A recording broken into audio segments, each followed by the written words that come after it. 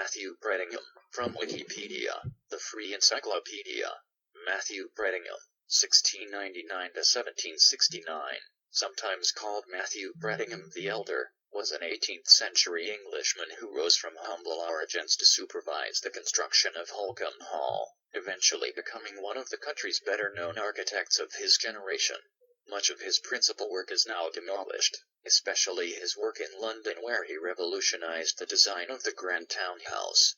As a result, he is often overlooked today, remembered only for his Palladian remodeling of numerous country houses, many of which are situated in the East Anglian area of Britain.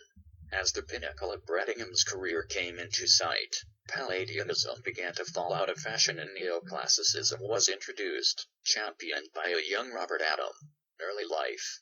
Brettingham was born in 1699, the son of Launcelot Brettingham, a bricklayer living in Norwich, the county town of Norfolk, England.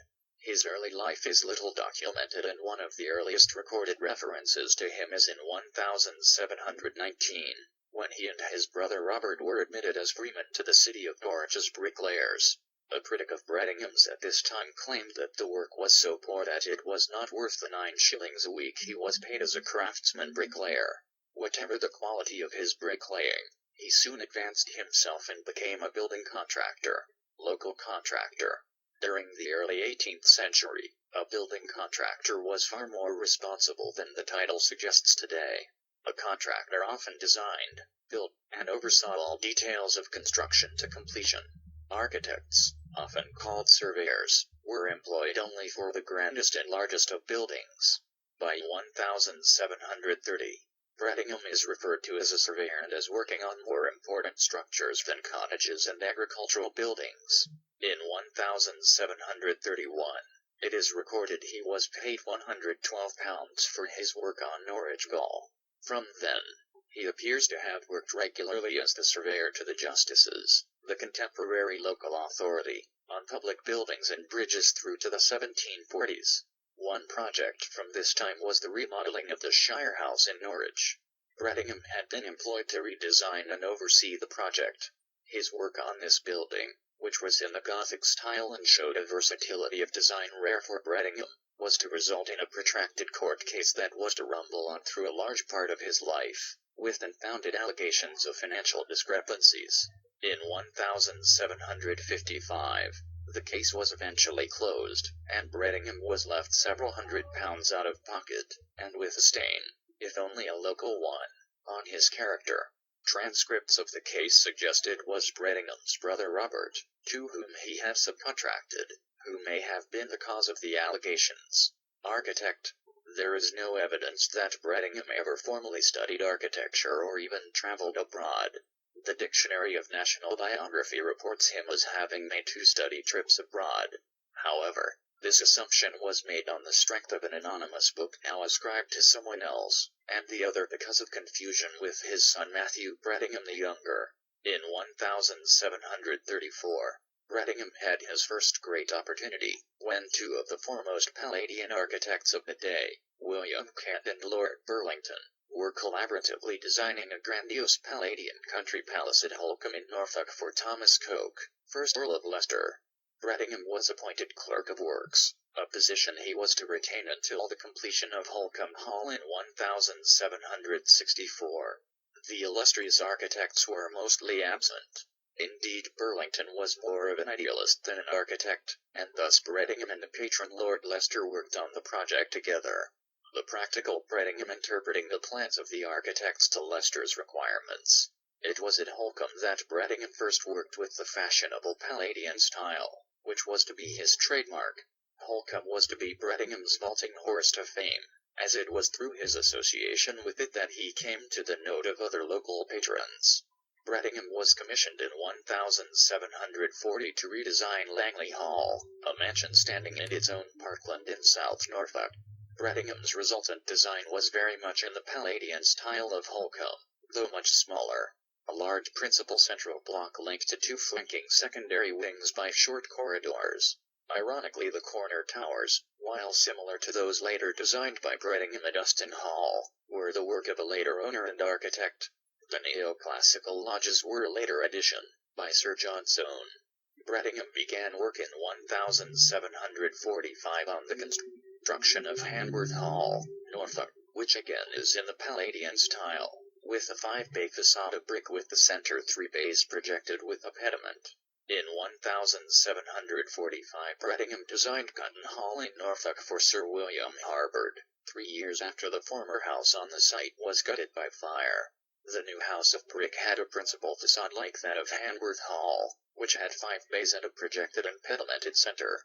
However, this larger house was 7 bays deep, and had a large service wing on its western side. In 1750, now well known, the architect received an important commission to remodel Uston Hall, coincidentally in East Anglia, the Norfolk country seat of the influential Duke of Grafton. The original house, built circa 1666 in the French style, was built around a central court with large pavilions at each corner. While keeping the original layout, Brettingham formalized the fenestration and imposed a more classically severe order whereby the pavilions were transformed to towers in the Palladian fashion, similar to those of Inigo Jones's at Wilton House, and the pavilion's domes were replaced by low pyramid roofs similar to those at Holkham. Brettingham also created the large service courtyard at Uston that now acts as the entrance court to the mansion, which today is only a fraction of its former size. The Uston Commission seems to have brought Brettingham firmly to the notice of other wealthy patrons. In 1754, he began designing a new picture gallery for the Earl of Egremont at Petworth House, Suffolk, and continued work intermittently at Petworth for the next 9 years. The London House. From 1747, Brettingham operated from London as well as Norwich. This period marks a turning point in his career, as he was now no longer designing country houses and farm buildings just for the local aristocrats and the Norfolk gentry, but for the greater aristocracy based in London. One of Brettingham's greatest solo commissions came when he was asked to design a townhouse for the Duke of Norfolk in St. James's Square, London. Completed in 1756, the exterior of this mansion was similar to those of many of the great palazzi in Italian cities. Bland and featureless, the piano nobile distinguishable only by its tall pedimented windows.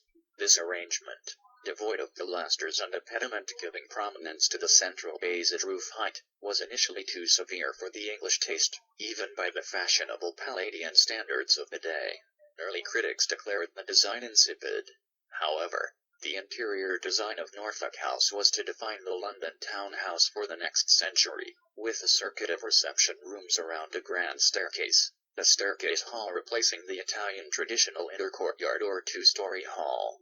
This arrangement of salons allowed guests at large parties to circulate, having been received at the head of the staircase, without doubling back on arriving guests. The second advantage was that while each room had access to the next, it also had access to the central stairs, thus allowing only 1 or 2 rooms to be used at a time for smaller functions. Previously, guests in London houses had to reach the principal salon through a long enfilade of minor reception rooms. In this square and compact way, Brettingham came close to recreating the layout of an original Palladian villa.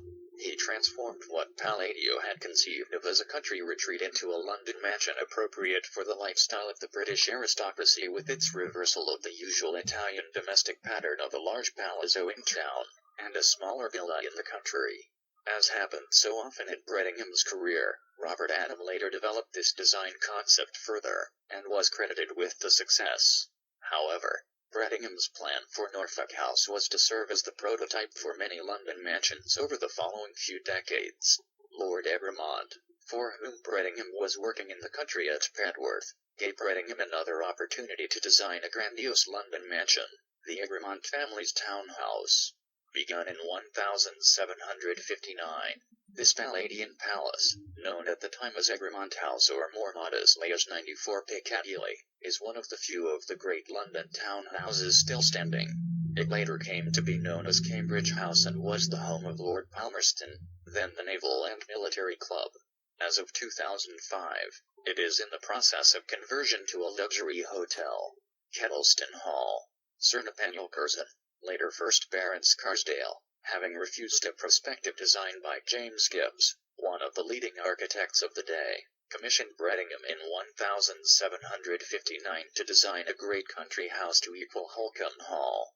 Lord Leicester, Holkham's owner and Brettingham's employer, was a particular hero of Curzon.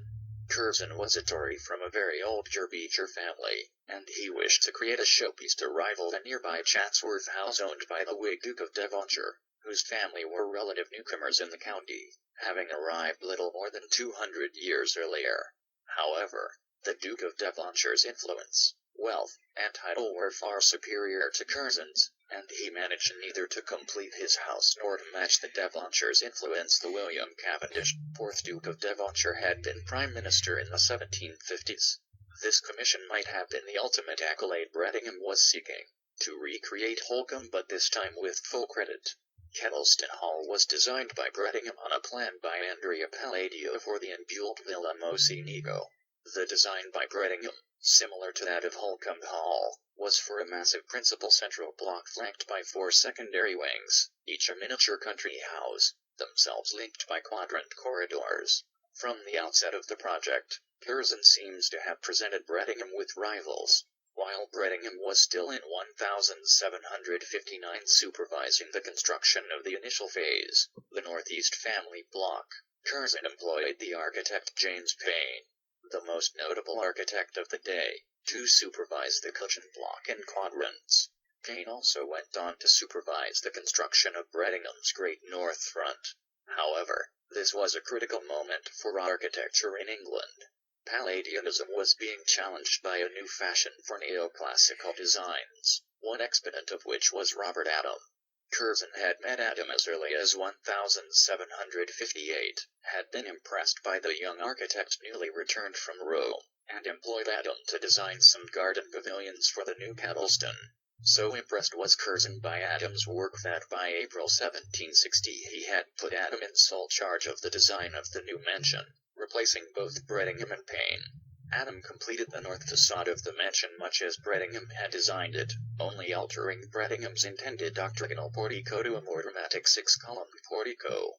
The basic layout of the house remained loyal to Brettingham's original plan, although only 2 of the proposed 4 secondary wings were executed. Brettingham's self-confidence may have been restored when, in the 1760s, he was approached by his most illustrious patron, the Duke of York, brother of King George III, to design one of the greatest mansions in Pall Mall, namely York House.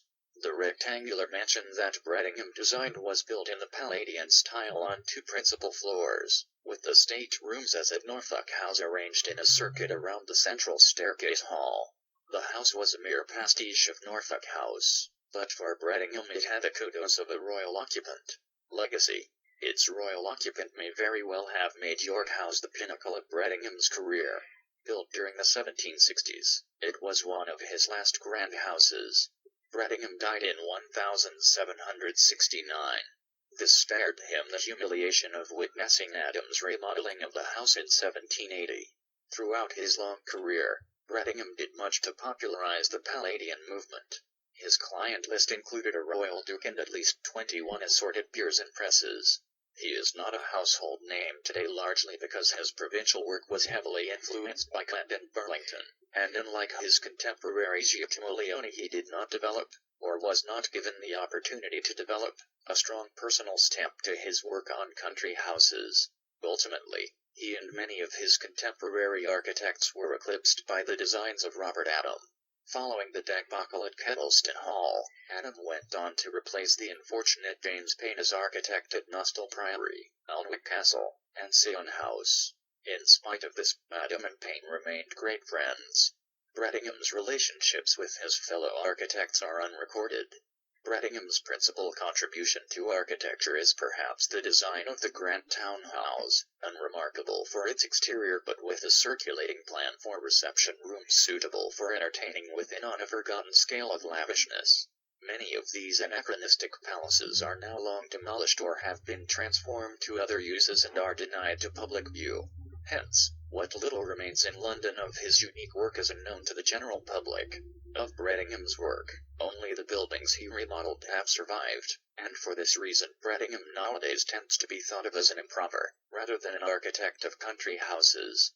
That he enjoyed success in his own lifetime is beyond doubt. Robert Adam calculated that when Brettingham sent his son, also Matthew, on the grand tour, he went with a sum of money in his pocket of around £15,000, an enormous amount at the time. However, part of this sum was probably used to acquire the statuary in Italy, documented as supplied by Matthew Brettingham the Younger, for the nearly completed Holcombe Hall. Ironically, while the design of that great monumental house, which still stands, cannot truly be accredited to him, it is the building for which Brettingham is best remembered. This sound file and all text in the article are licensed under the GNU Free Documentation License, available at www.gnu.org/copyleft/fdl.html.